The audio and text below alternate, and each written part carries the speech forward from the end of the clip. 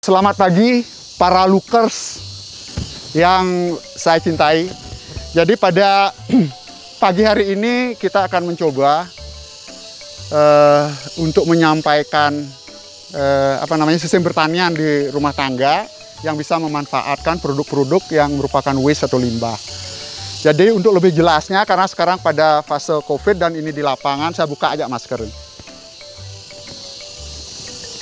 Oke. Pada kesempatan ini, sebetulnya masalah pertanian ini adalah masalah yang paling menarik. Jadi menariknya karena apa? Karena senjata pamungkas di masa depan pangan, bukan senjata lagi. Nah, pada kesempatan ini kita akan mencoba pada masa pandemi seperti ini, jadi orang berbondong-bondong untuk ke pertanian. Jadi karena apa? Karena stay at home, itu semua dilakukan di rumah. Jadi dilakukan di rumah. Jadi kegiatan apa yang bisa dilakukan? Nah, paling tidak kita mengupayakan bagaimana bisa menghasilkan sesuatu yang bisa termanfaatkan oleh keluarga, kecil sekalipun. Jadi kecil sekalipun. Nah, pada kesempatan ini kita akan coba bertani mulai dari pekarangan. Jadi makna dari pekarangan yang saya ingin sampaikan di sini adalah mempunyai luasan mungkin tidak lebih dari 2 are, apalagi di perkotaan. Nah, sedangkan di satu pihak kita juga menghasilkan limbah yang tidak termanfaatkan, yang mencemari lingkungan pada dasarnya. Jadi sudah barang tentu nanti limbah apa yang bisa kita manfaatkan, tidak sembarang limbah. Jadi limbah plastik silahkan dipisahkan, kita sidid. Nah, kita manfaatkan limbah bahan organik yang bersumber dari dapur. Nah, kalau kita berbicara mengenai pertanian, itu harus ada media, ada air, dan ada nutrisi. Nah, kalau pada kondisi-kondisi yang konvensional, semuanya kita membeli. Nah, bagaimana itu bisa ditekan, kita memanfaatkan semaksimal mungkin yang ada di rumah, yang merupakan bahan buangan atau limbah. Contohnya adalah limbah dapur. Nah, limbah dapur, oke, sekarang apalagi kalau kita di Bali sampah canang dan lain sebagainya itu merupakan problem. Nah, sebetulnya yang sampah dapur pun bisa kita olah, termasuk juga sampah halaman rumah, jadi dedaunan yang jatuh, jadi kita bisa kumpulkan menjadi sebuah sumber nutrisi bagi tanaman. Nah, jadi pembuatannya tidak sederhana, jadi ada sudah barang tentu ada step-stepnya. Yang pertama kami informasikan ada bahan baku. Jadi limbah itulah merupakan bahan baku. Sampah organik merupakan bahan baku. Nah, bagaimana bahan baku ini kita proses agar menjadi pupuk, baik pupuk cair maupun pupuk padat atau kompos yang lebih dikenal oleh orang kebanyakan. Nah, sekarang untuk di dalam proses pembuatan itu, kita sebetulnya harus ada yang menstimuli. Jadi tidak hanya sekedar bahwa limbah dapur dan sampah itu kita simpan, kita bungkus dan seterusnya. Jadi secara alami juga akan terjadi, cuman waktunya akan lebih lama. Dan bagaimana kita bisa efisiensi pemanfaatan waktu, jadi agar produk kompos ini atau pupuk organik cairnya juga bisa dalam waktu, kita bisa manfaatkan dalam waktu yang relatif lebih cepat. Nah, sudah barang tentu perlu dekomposer. Apa yang maksud dengan dekomposer? Dekomposer adalah bahan organisme yang bisa membantu di dalam proses fermentasi, atau dengan kata yang lebih sederhana mungkin bagaimana bahan organik ini bisa dipercepat prosesnya menjadi lapuk. Nah, untuk pembuatan lapuk itu sebetulnya secara pasaran kita bisa dengan mudah saja membeli barang-barang yang sudah siap jadi sebagai fermentor, tapi sudah barang tentu dalam kondisi yang terbatas kita dana yang menjadi masalah. Nah, bagaimana itu bisa kita tekan dana itu? Kita membuat, karena membuat caranya tidak terlalu sulit. Kita juga bisa memanfaatkan barang-barang sisa dari dapur. Jadi pertama, jadi di dalam proses pembuatan fermentor gitu, jadi fermentor, jadi alat yang digunakan mikroorganisme yang kita buat. Pada intinya kita menghidupkan mikroorganisme agar dia bisa menghancurkan bahan organik ini dengan cepat. Nah, sudah barang tentu kalau mikroorganisme dia harus bekerja, dia harus ada asupan. Jadi harus ada inersi. Dari mana energinya gitu? Jadi energi itu bisa berasal dari glukose. Jadi apa namanya, yang secara ini adalah sederhananya adalah gula. Jadi gula, padahal yang lebih bagus lagi kalau ada, ini memang relatif sulit. Jadi untuk mendapatkan molase. Jadi molase adalah waste dari pembuatan gula pasir, gula juga. Dan bahan baku yang pertama itu adalah di nasi. Jadi nasi basi. Nah, bagaimana kita bisa memanfaatkan nasi basi? Karena di dalam nasi basi ini ada Saccharomyces dan jamur itu. Nah, jamur itulah yang bisa mengeluarkan enzim protease yang menghancurkan protein yang terkandung di dalam nasi. Jamurnya ini ada di sini, bahan bakunya secara dasar ada di karbohidrat, sumber protein, dan ini akan aktif dia. Jadi mikronya akan aktif. Ditambah lagi kalau karbonya sudah habis, karbohidratnya habis, kita support dengan gula ini. Jadi gula yang dimakan. Nah, sehingga mikroorganismenya itu dapat makan yang cukup untuk menghancurkan untuk menghancurkan bahan organik. Ya. Nah, ini bahannya. 1 nasi, 2 adalah gula. Ya. Yang lebih bagus lagi kalau kita, ini waste juga. Ini adalah air cucian beras. Karena di dalam air cucian beras juga ini ada sisa-sisa karbohidrat yang terkandung di sini. Karbohidrat merupakan sumber protein dan karbohidrat. Jadi C dan N nanti. Jadi protein itu kan kandungannya asam amina, yang di dalamnya itu nanti ada nitrogen. Nitrogen yang kita harapkan. Jadi ada ini, ada gula, ada nasi. Nah, sekarang prosesnya bagaimana? Ini sangat sederhana. Sangat sederhana. Nah, di dalam proses fermentasi, ya, di dalam proses fermentasi ini, nasi basi yang bagus lagi ada jamurnya nanti. Jadi bagaimana nasi ini, jadi kita masukkan ke ini, gitu. Jadi kita masukkan ke dalam ini nasi yang sudah basi, dengan rasio, kalau di dalam 1 liter, ini mungkin 1,5 liter ya. Jadi di dalam 1 liter volume air beras nanti yang akan dimasukkan ini, jadi 25%-nya itu terdiri dari nasi basi ini. Jadi ini dimasukkan semua. Ya. Oke. Nah, kurang lebih mungkin secara sederhananya kita masukkan sampai 2 genggam lah. Jadi setelah kita 2 genggam, sebagai karbohidrat dan mikronya sudah ada di sana. Nah, sekarang kita masukkan sumber pakan. Jadi sumber pakan karena ada karbohidrat. Nah, jadi kita masukkan di sini. Nah, sehingga di dalamnya ini sudah sudah terkandung, mikronya ada, makanannya ada. Yang dikhawatirkan apa? Jadi kalau makanannya terbatas, mikronya tidak bisa aktif lagi. Jadi bagaimana mengaktifkan mikro yang sudah memperbanyak di diri? Nah, ditambahlah molase. Jadi molase sulit didapat di pasaran, kita tambahkan gula. Berapa gula yang harus ditambahkan? Gitu. Jadi cukup dengan 5 sendok, dalam 1 liter air kita masukkan dengan dengan gula 5 sendok. Ya, kita masukkan gula. Nah, gula ini adalah sumber pakan dari mikroorganisme. Nah, di dalamnya sudah ada mikro, sudah ada makanan yang cukup. Nah, sehingga ini akan berkembang dengan baik. Jadi pada dasarnya kita di sini bagaimana memperbanyak mikroorganisme, Saccharomyces dan jamur, ya. Jadi agar memperbanyak diri. Nah, di sini akan terjadi proses fermentasi. Jadi apa dampak dari fermentasi? Fermentasi akan mengeluarkan gas CO. CO ini akan menyebabkan tekanan. Jadi volumenya kalau termampatkan dia akan menekan. Nah, makanya sering kalau di rumah kita tutup dengan begini proses fermentasi, ini akan keluar gas ces. Jadi untuk menghilangkan. Jadi misalnya kalau kita lupa dalam 2 hari, 3 hari membuka begini, ini bahaya, ini akan meledak lagi. Jadi untuk menghindari ini, jadi cara yang sederhana. Jadi kita buat dia secara, ini kasih space ya. Jadi karena ada gas nanti, Jadi kita tutup dengan ini. Jadi gas itu akan keluar di sini.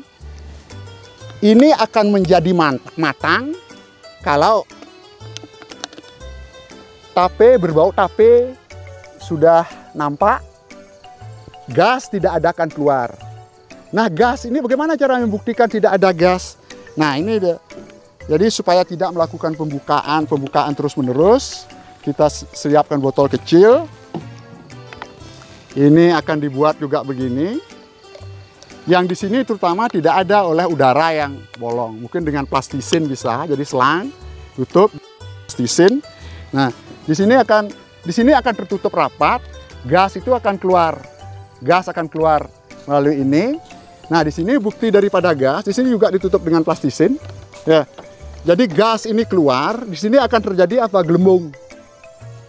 Proses fermentasi akan terhenti dan proses fermentasi sempurna kalau gelembung-gelembung air itu tidak keluar. Nah, kenapa tidak keluar gelembung? Karena proses fermentasinya baru start, baru akan mulai. Ya, nanti di sini akan ada gelembung-gelembung. Nah, gelembung ini akan terhenti kalau proses fermentasinya sudah sempurna. Jadi proses fermentasi kita taruh aja begini. Jadi tinggal, tidak perlu buka-buka. Fermentasi akan terjadi, begitu gelembung-gelembung ini kita lihat sudah selesai, fermentasi sudah sempurna. Nah, kalau proses fermentasi sudah sempurna, ini siap sebagai mol. Jadi mikroorganisme lokal. Jadi mikroorganisme yang membantu untuk menghancurkan pupuk-pupuk atau bahan organik. Jadi bagaimana caranya untuk membuat sekarang pupuk? Ini adalah merupakan dekomposer. Ini yang akan menghancurkan bahan organik. Nah, bahan organik ini sudah banyak lalatnya. Ya, jadi bahan organik dapur. Jadi apapun di sini masukkan. Jadi organik. Jadi hilangi dari plastik. Ya. Ini adalah bahan baku. Jadi sumber vitamin dan mineral. Jadi kalau hortikultura, jadi kalau pisang ini kandungan fosfatnya tinggi. Kita mengharapkan untuk pertumbuhan tanaman butuh P. Ya, sayur-sayur yang lain, cabai, jeruk, kulit semuanya ini. Jadi ini adalah sumbernya adalah dari hortikultura. Jadi hortikultura itu adalah sumber mineral dan vitamin. Jadi mineral dan vitamin, ini bagaimana caranya? Kita harus hancurkan dari jari ekstraknya. Jadi tidak, kalau mengekstrak memblender dengan volume yang gede, itu mungkin ribet sekali. Nah, jadi bagaimana kita mengupayakan secara alami dan waktu tidak banyak terganggu. Nah, kita mencoba ini akan didekomposer dengan bahan ini yang sudah jadi. Jadi bagaimana caranya? Kita tuangkan, rasionya berapa? Jadi rasionya 1:5. Ya, jadi 1:5. Jadi ini bahannya adalah 5, airnya 1 gitu. Jadi kalau bahan-bahan yang berair ini juga produk hortikultura kita diamkan, ini akan menghasilkan licit juga. Jadi cairan, cuman licitnya ini itu jumlahnya tidak bisa dipacu kalau tanpa menggunakan mikro gitu. Dengan adanya mikro, ini akan cairan yang akan kita harapkan dari sini itu lebih banyak. Nah, bagaimana prosesnya untuk sederhana gitu? Jadi kita sudah mencoba membuat alat yang lebih sederhana. Jadi alatnya itu ini adalah prototipe aja. Jadi sebetulnya bisa diduplikasi dengan volume yang lebih gede. Jadi, nah bagaimana kita di dalamnya ini ada rangka. Jadi sampah kita masukkan ke sini, sampah dapur. Nanti kita simpan mungkin sekitar 35 hari. Setelah kita tuangkan begini, cairannya akan ke bawah. Jadi karena ada penyangga kawat di sini, sehingga cairan ini kita ambil ini aja. Jadi kita pejet. Jadi pejet, jadi sudah keluar POC. Jadi pupuk organik cair yang siap kita gunakan untuk selanjutnya.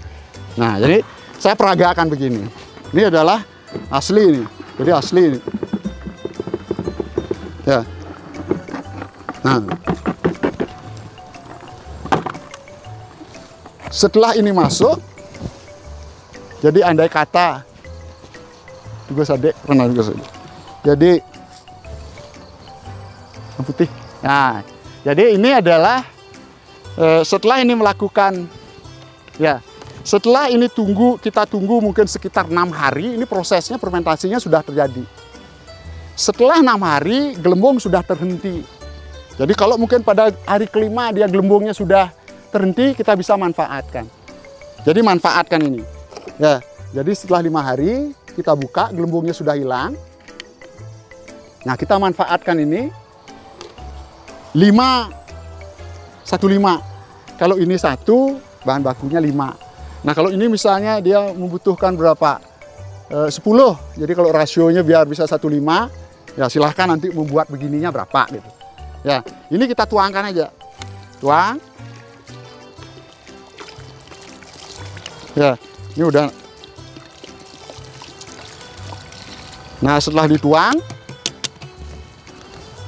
tutup saya di mana ini ya? Nah, setelah dituang, ini ditutup. Dia akan terjadi proses fermentasi anaerob. Ya, jadi tanpa oksigen nih. Jadi ini ditutup begini. Ya. Jadi kalau ini ditutup begini, kita biarkan sekitar 35 hari lah kurang lebih. Kita akan nanti bisa manfaatkan cairannya ini. Ya, jadi cairannya ini sudah merupakan POC, jadi pupuk organik cair. Nah, apa yang terjadi? Dia akan begini nanti setelah 35 hari, kita ambil, tidak ambil begini, dia akan sudah terjadi seperti ini.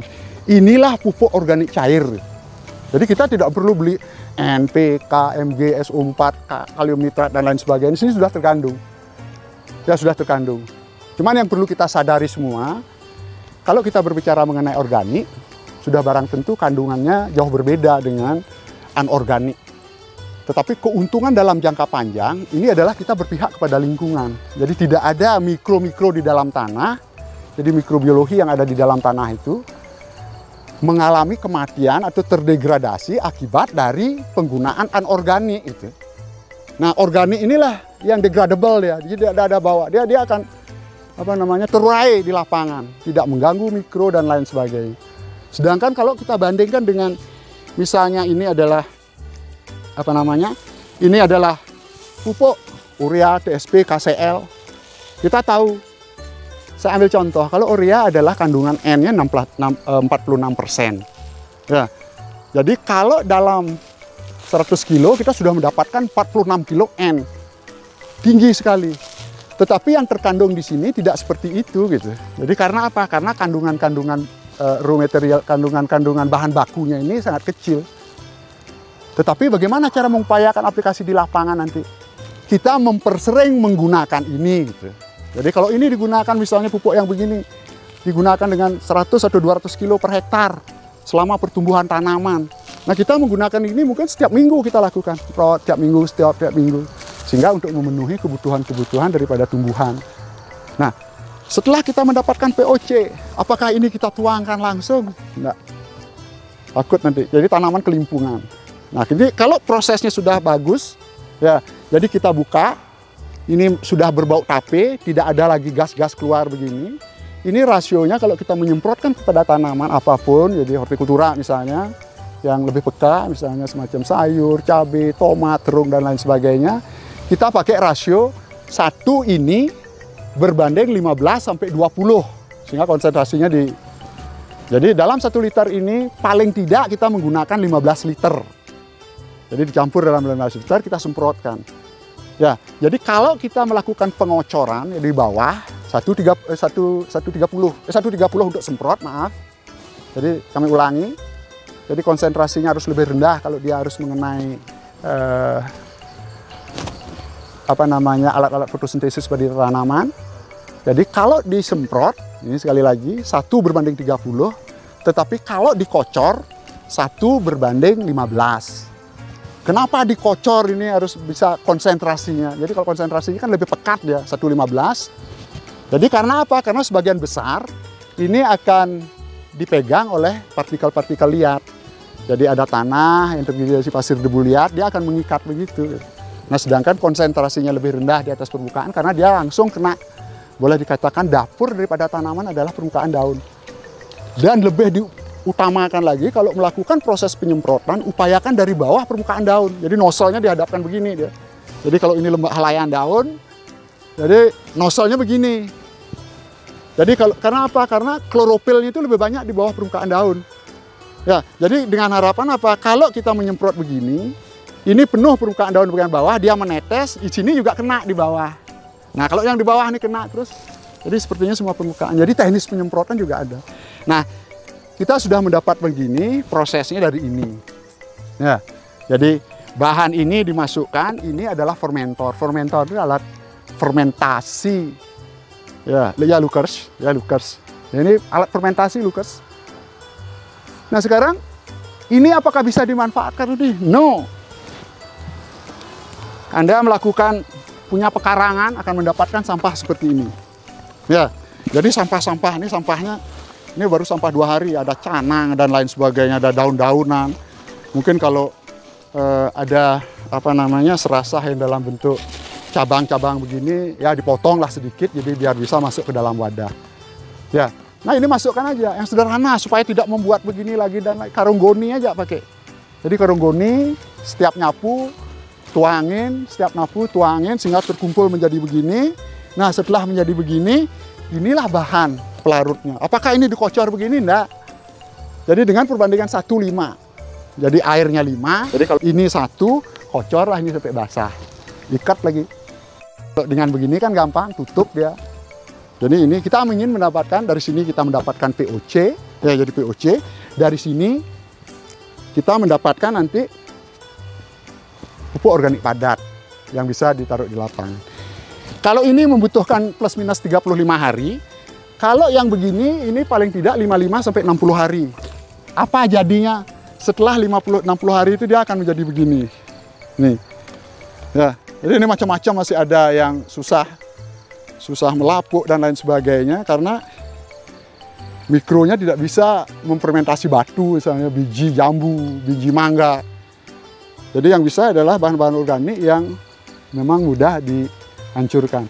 Nah, setelah 60 hari kita mempunyai begini, jadi setelah 35 hari kita mempunyai begini, inilah sebagai asupan nutrisi bagi tanaman yang akan kita usahakan di lapangan. Dengan adanya materi-materi seperti ini, inilah makanan bagi tanaman, termasuk juga pada masa sekarang. Saya kaitkan lagi ke perumahan di perkotaan. Jadi orang akan membanggakan untuk mempunyai tanaman. Karena apa? Karena lifestyle orang sekarang kan udah ingin hidup sehat. Minum aja pakai infused water. Nah sekarang juga asupan oksigen, kita pingin oksigen dari mana? Siang hari kita dapatkan dari. Jadi kalau lahan di pekarangan di perkotaan itu sempit, apakah mungkin kita menanam mangga? Tercover semua, misalnya lahan 0,6 atau mungkin 1 are tercover. Nah untuk itu bahkan bisa diupayakan dengan membuat tanaman buah di dalam pot atau tanaman sayur di dalam pot. Oke Luckers, jadi untuk video berikutnya kita akan bahas mengenai tabulam pot. Tapi jangan lupa, Anda harus mengikuti tayangan kami berikutnya di Lupin TV.